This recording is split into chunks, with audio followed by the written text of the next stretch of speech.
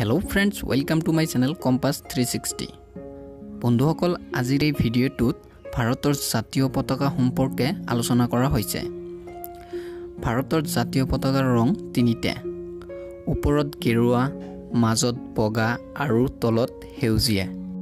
গেৰুৱা ৰং ত্যাগ আৰু সাহসৰ প্ৰতীক। বগা ৰং শান্তি আৰু সত্যৰ প্ৰতীক। সেউজীয়া ৰং বিশ্বাস আৰু সৌন্দৰ্যৰ প্ৰতীক। জাতীয় পতাকাৰ মাজৰ বগা অংশৰ সোঁমাজত অশোক চক্ৰ আছে। এই অশোক চক্ৰত 24ডাল শলা আছে। অশোক চক্ৰটো ডাঠ নীলা ৰঙেৰে অঁকা হয়। ভাৰতৰ জাতীয় পতাকা দেশৰ জনসাধাৰণে কেতিয়া ক'ত কেনেদৰে ব্যৱহাৰ কৰিব লাগে সেই সম্পৰ্কে জানোৱা হওক।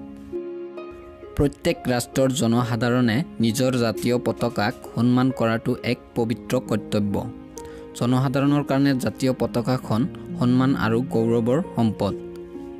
নম্বৰ 1, জাতীয় পতাকাৰ মৰ্যাদা আৰু স্থান অন্য সকলো পতাকাতকৈ ওপৰত। ইয়াতকৈ বেছি উচ্চতাত বা সোঁফালে অন্য কোনো পতাকা বা প্ৰতীক ৰাখিব নোৱাৰিব।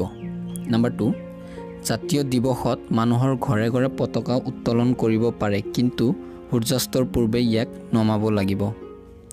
নম্বৰ 3, অফিচ বা আদালতত এই পতাকা উত্তোলিত থাকিব। নম্বৰ 4, জাতীয় শোক দিৱসত চৰকাৰী কাৰ্যালয়, আদালত আদিত থকা উত্তোলিত পতাকা অৰ্ধনমিত কৰিব লাগিব।